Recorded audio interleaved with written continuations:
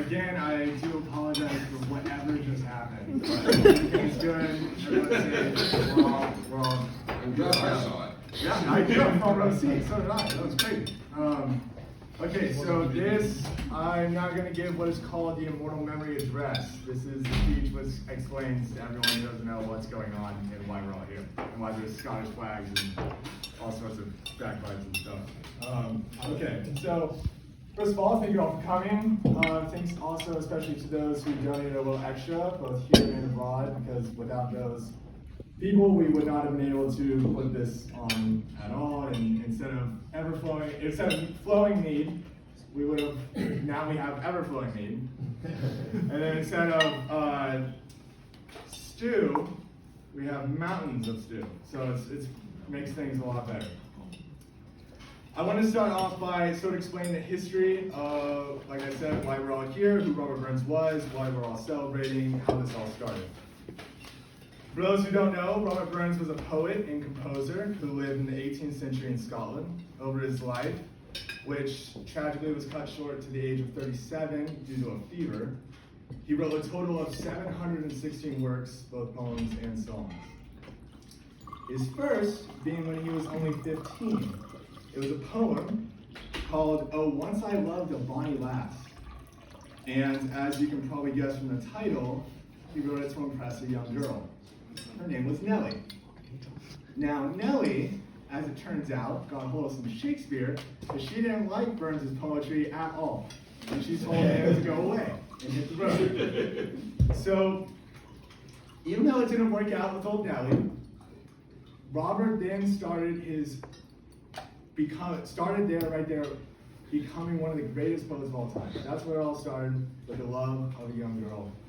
And well, actually, some would say he's actually second to Shakespeare. So as it turns out, him and Shakespeare have a lot to talk about. He does it. No, alright. Anyway, So the first ever Robert Burns Banquet, so to speak, was held on the 21st of July, 1801, when 9 of Robert's friends got together to celebrate the 5th anniversary of his death. The supper involved a speech given in honor of the poet, which is the one I'm giving now. It also involved the ode to the haggis, which you're all too familiar with, and the consumption of the haggis, which you, again, are all too familiar with. I thought the haggis was going to taste really bad this year, so I had a lot of jokes for that, but it tastes really good, so that's fine. That worked out. And it also, of course, involved the recitation of his poetry and his music. So, as you guys have seen already, the events that are happening haven't really changed over the past 220 years. They've all pretty much stayed the same since the first night. Including the fire. I totally forgot about that one. It sneaks up on you every year. And, but even though externally things haven't changed about this dinner, something I wanted to express in the speech is how much it's changed what it means, how much it has grown, and what it has turned into over the years. It's grown almost into something completely different than what it set out to be. As a night remembering Burns and his work, it is now turned into a call to arms. Don't get me wrong, this is still a night to remember Robert Burns and everything he's done, but I think it is so much more than that now. It is turned into a call to arms, a sort of gathering of all of those who love poetry, all of those who love song, and all of those seeking wonder and beauty. We all come together in one big room and celebrate all the things that I just mentioned over wine and haggis and fire. But that also is just a part of the part to it. When I said that tonight is a call to arms, I'm not speaking figuratively. And again, allow me to explain, to help me get my point across, I'm going to read a short excerpt from a poem, which was not written by Robert Burns, as blasphemous as that is. It's a poem called The Ballad of the White Horse by G.K. Chesterton. To give a little context of what's happening in this poem, so you have King Alfred fighting off the barbarians and the Danes, and all the barbarians are coming down from the north, plundering, raping, pillaging, all that fun stuff, and they're charging down, and then you have the Catholic knights fighting them off. So pagan culture against Catholic Christian culture conflict in medieval style, swords and battle axes and whatnot. And at the end of the book, Alfred has something to say to those who read the book, and this is what he says. I know that weeds shall grow in it, faster than men can burn. And though they scatter now and go, in some far country sad and slow, I have a vision and I know the heathen shall return. They shall not come with warships, they shall not waste with brands, but books be all their eating, and ink be on their hands. Not with the humor of hunters, or savage kill in war, but ordering all things with dead words, strange shall they make of beasts and birds, and wheels of wind and star. They shall come as mild as monkish clerks, with many a scroll and pen, and backward shall ye turn and gaze, desiring one of Alfred's days when pagans still were men. The heathen have returned. They don't have warships, they don't have brands, they don't have the humor of hunters or the savage kill in war. They've come mild as monkish clerks, with many a scroll and pen, and books be all their eating, and ink be on their hands. And there is a lot of turning backward and gazing, desiring one of Alfred's days when pagans still were men.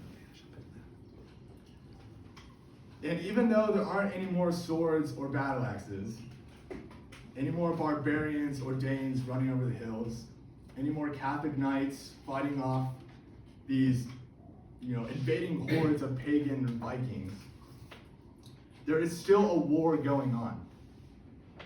There's a war of ugliness, lies, and evil against goodness, truth, and beauty.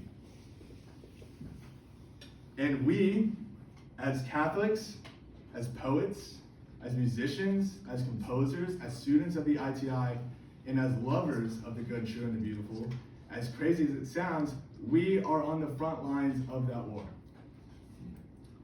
The same war that Alfred fought, we are fighting today. It just looks a little different because instead of holding a claymore, I'm holding the complete works of Robert Burns. Now, not Shakespeare, by the way, Robert Burns. Now, when I say that the Robert Burns Supper is a calling to arms, you understand now, I literally mean a calling to arms. These are our weapons for today, our poems, our songs, the beautiful things that we write. That is what we use today for fighting. That fight for the good, the true, and the beautiful. And this banquet is a calling to arms to remember that. So let us remember to use them together, and use them in the service of the good, true, and the beautiful, and the service of God as King Alfred did in the Battle of the White Horse. Now, before I give the toast, I wanted to finish off with a song. This is a song written by Robert Burns. It's called Scots Wha and it's more than a song. It's calling to arms, actually. It's a calling to arms, and it's a very special song personally. When in high school, the student body used to sing this song on the sidelines of our rugby matches. So to inspire all of the other students who are out fighting, they would sing this song. Or this is one of the songs they would sing. We got a lot, but this is one of the songs they would sing. It's a little hard to understand. It's about as easy to understand as the ode to Haggis. So I'm going to explain the words in the lyrics a little bit and how it pertains to the rest of the talk, and then I'll sing it.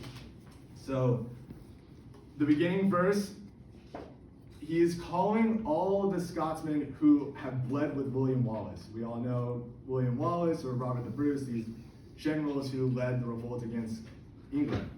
He's calling all the men, whoever's bled with William Wallace, whoever Robert the Bruce has led in battle, come here, come here, come here. Welcome to your gory bed, forge of victory. So you're going to come die with me, or we're going to win. He points out, he's like, all right, over that hill, there's an English army. And you know what they're bringing? They're bringing chains and slavery. They're going to take away our freedom. They're evil, and they're going to take away all that is good from us. Then he gets to the second verse, which I think is the most interesting part of the song and definitely the most compelling. He gets all his men together, all the warriors are ready, and they're like, all right, let's go. And he's like, oh, wait a second, I forgot. By the way, any of you who are cowards, any of you who are going to betray us, and any of you who would rather be a slave, leave. We do not want you here. Only people here who are fighting for their freedom and fighting what they believe in and will be loyalty and stay on our side, then you stay here. Whoever will strongly draw freedom's sword, is the words he says. Let him on with me. Then he goes on and talks about, in the last verse, how we are all going to die. And how, when we die, there's a great line in the last verse, we will drain our dearest veins, but they shall be free. And the last line of the song, let us do or die. So, without further ado. Scots way we Wallace bled, Scots one bruise has often led. Welcome to your gory bed, or to victory. Now's the day and now's the hour. See the front of battle hour. See approach proud Edward's power. Change in slavery. War would be a traitor knave. War would fill a coward's grave. War say be a slave.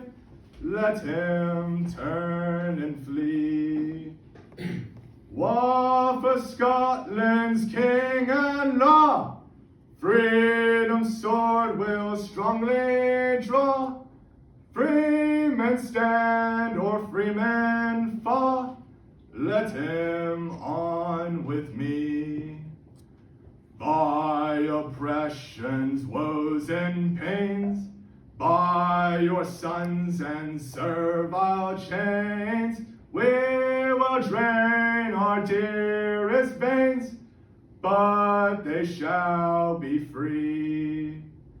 Lay the proud usurpers low, tyrants fall in every foe, liberties in every blow. Let us do or die. It's the immortal memory of Robert Burns. The immortal memory. To the good, true, and the beautiful. Good, true, and the beautiful. And to fighting the good fight to the bitter end. Good fight to the bitter end. Cheers. Cheers.